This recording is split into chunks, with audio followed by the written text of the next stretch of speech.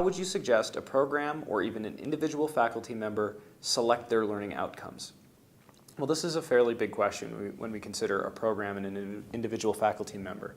So let's break it down a little bit and first approach the individual faculty member.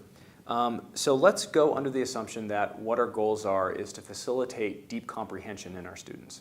And that means over the course of the semester, what we're trying to do is get them from basically no understanding or a very shallow level of understanding to a much deeper understanding of the knowledge, one where they're connecting the knowledge together, they're putting pieces together and doing things like problem solving. And if that's the case, and that's what we're trying to do, we can actually turn to Bloom's taxonomy to at least give us some guidelines in thinking about how are we writing our learning objectives for class. So maybe early on in the semester, we are taking the remember and the understand and maybe some of the apply verbs from the bottom of Bloom's taxonomy, right? The shallow level stuff. And we're going to start by writing learning objectives around that, maybe taking a few of the top level ones like evaluate or apply or analyze. And then what we can do is as the unit and the semester goes along, instead of doing remember and understand, we're taking more apply and analyze. And then towards the end of the semester, ultimately what we want our students to do is create and evaluate. So when we're thinking about how we're selecting our learning outcomes, it's that interface between the topic that you're teaching and what you can do with those top-level, high-level verbs or those lower-level verbs, depending on when you are in the class.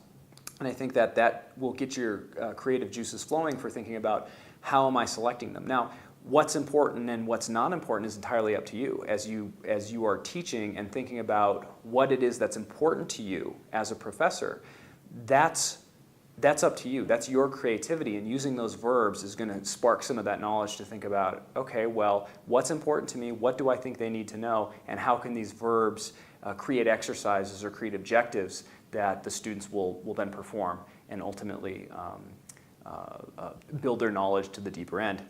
For the program, for an entire program, I think that we can kind of take the same approach. If we're looking for a program, obviously the program is going to focus more on the deep end. We want our students to understand this on a more complex, deeper level. So when we think about it holistically, we might want to think about what are some of the things the students are doing in terms of the top level of Bloom's taxonomy, the create, the evaluate.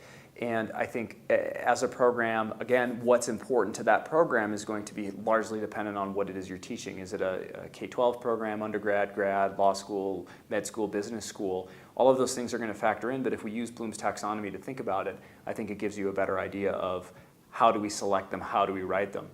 Just remember, it's all up to you and it's all up to the program, and ultimately it centers around what do you feel is important, what do you want your students to come away with, and then use Bloom's taxonomy to roll that in to think of how the objectives are going to be written and stated.